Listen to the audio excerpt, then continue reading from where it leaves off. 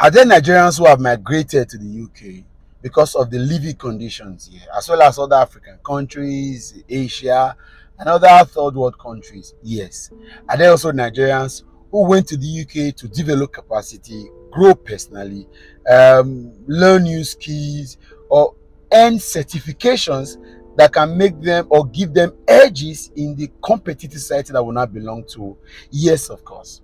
But would you want to ask me the ratio or the percentage ratio of those that went there for migration or those that went there for education? That I may not be able to say for now, because my answer will have far-reaching implications of for myself and then for other persons who want to go in. Let everybody decide what they are going to do in that country. And that is the only problem that Emdee Timiayu had in that particular interview. That is the only error. The error of trying to contextualize Nigerians who are in the UK as though everyone came as a runaway platform, or sort of had to make UK their shelter, run away from the hardship here in Nigeria. That particular context, that particular generalization was the problem. But that Nigerians, so his basic error was breaking the bro code. He refused the urge to shalaye, so he was just talking. He talked and talked and talked. You know, in our world, truth is not quite relative. It may be true today, and it may not be true tomorrow. So maybe that's why Emdee would not have spoken all that much that he spoke. But Nigerians who have now channeled their energy to thinking that Emdee Timiayu is not a problem in Nigeria, that is where I have a problem. And that's why I remember this book I read that defined Nigeria to having 4 problems. Okay, the average Nigerian youth has 4 basic problems. The first is knowledge of the wrong information. Knowledge of the wrong information. The second is mentorship of the wrong person. Mentorship of the wrong person. The third is lack of willingness to pursuing our dreams. And I mean, our dreams are not saying stop by. A lot of Nigerians stop on the way and just achieve something and they are okay with it. The dreams that we have the potentials to fulfill. Lack of willingness. And the fourth is shifting responsibility and blames to the wrong group. And that's what we have done in this country all the time.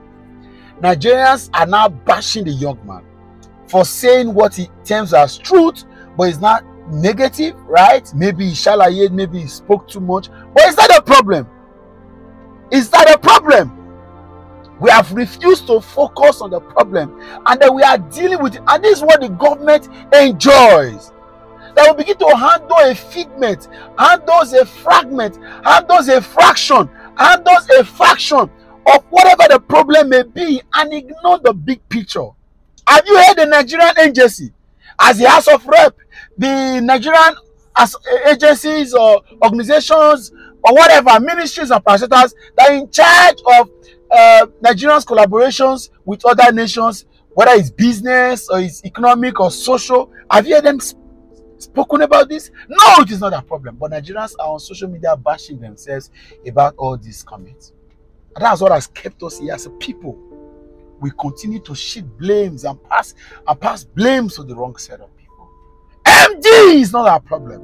The problem is we have consistently allowed ourselves to be used as tools to impoverish ourselves. Emdee may have spoken his truth or may have spoken a lie, but the truth is, are there Nigerians who are living in hazardous conditions and will seek any way to get out of this country? The answer is yes. And why is that? Because we have allowed people who do not qualify to lead us to remain in public offices. People are not responsible to us. People are not accountable to us. I expected by now, although it's a country policy, I agree that the UK may have needed that particular video as evidence in making the policy, and I agree, but it's the United Kingdom. It's a nation. I expect that by now Nigerians, either the High Commission in the UK or Nigerian agencies will begin to dialogue a review of some of these things. However, they are happy because they have vowed that we will perish and suffer in this country. And that's our joy. These guys do not need visas to have dependents to be able to go to the UK. They don't need it. They are effortlessly capable to send every single person to the UK by different set of visas. Now we they suffer. Let's begin to tell ourselves the truth. Are there Nigerians who are abroad, living in good condition in the UK and the US, who refuse us the need for quality leadership and governance and insisted that their tribal person will become president in this country? What do you do to them? It's everywhere in this country. People have advantage and they will refuse every other person to getting the benefit of that thing. There are Nigerians who are living in good working conditions around the world, even those in Nigeria here. They tell you, shut up your mouth. Did they not concentrate on the smallest of the issues in this last presidential election? You are blaming, is it MD that made that put us in this condition? Is it him? Is it his YouTube videos? Is it BBC interview that put us in this condition? Are there Nigerians who said they will not vote because it's not from their tribe? Are there Nigerians who said they will not vote because the man doesn't speak their language? Are there Nigerians who said they will not vote even without putting cards on the table? They chose the most inferior, and then you are here saying that MD is your problem. MD is not the problem. Tell ourselves the truth. Are Nigerians not the one that is in charge of all the parastatals and ministries and agencies? Are they serving the purpose of Nigeria? It's only in Nigeria where the government doesn't respect the people. Go and check. The UK government has to look at that policy in a way of protecting its citizens and celebrate them for that. And guess what? It's just the UK now. It will get everywhere. Canada, US, and everybody begin to employ all that. We know how stringent it is to getting the US visa, getting Canadian visa. Leave Nigeria to any other country. The only space you have visa free for is getting to Seme. Getting to Benin Republic through Seme border. You will still be stressed by immigration officials. Instead of a country where the citizens are not respected.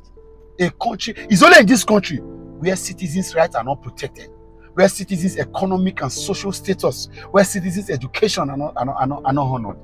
Every country would serve the purpose for its citizens first, primarily. And then we are here blaming MD that did not cause it. Yes, his video was insensitive. Yes, he should have ignored the push to access so much. He may have been deceived or manipulated into that. But is it a problem in this country? No, sir. Are there Nigerians who still want to leave this country for educational purposes? Yes. Are there Nigerians who want to fly and run for migration purposes? Yes. How do we deal with it? That should be our focus. Let's always have the bigger picture. Let's always have the ego's eyes to deal with the general problem. We continue to consider ourselves as nuisance and blame one another. We are passing blames and pushing blames. Now this one do this. Now this one do this. No, sir. No, man. The truth needs to be told. Let it be told. We are ready to have this country. We are ready to make a country better. Even in the US, people still travel for educational purposes. People still leave the US to other countries for migration purposes. Choice will be different. But is it a general place where everybody's dream can thrive, where people can at least get better? Yes, that should be the hallmark of every country's agenda. Every government would have interest of saying at least let majority, even if it's 55 or 60% of the country's citizens, let them at least be able to enjoy the benefit of what this country has in resources and in all forms, any other thing. But here in this country, the idea, ideology, agenda is to ensure that only 1% of us, who are those in the government circles, that benefit from it. Selfish us. We are selfish to ourselves and selfish to our brothers. Now we are blaming somebody else for the woes that who has put us here? Why are we here? You think if Nigerians have the chance, the will, the resources, everybody will not run and leave them with their brothers and sisters to be here? This country that everything puts you at risk. Till today, we are still fighting malaria. We fight polio, fight everything. What is working in this country? Let's leave MD alone. It's not a problem. It is not. His call, his interview may have been insensitive, but the truth is, let's focus on the problem. We are just chasing shadows. Charity should begin at home. Again, I put it to you. It is only Nigeria where the government doesn't protect its citizens or put the citizens first. What the UK government has done is to analyze the situation. They have the statistics. They know quite well. They understand quite well the burden of this migration on their infrastructures, on their systems, and again on their citizens. They are protecting their citizens. Clap for the UK. They have done well. Nigerian government should begin to protect. And then if you know that you are supporting illegal people who do not have any agenda whatsoever to protect the citizens, you are the problem of this country, not Emdee.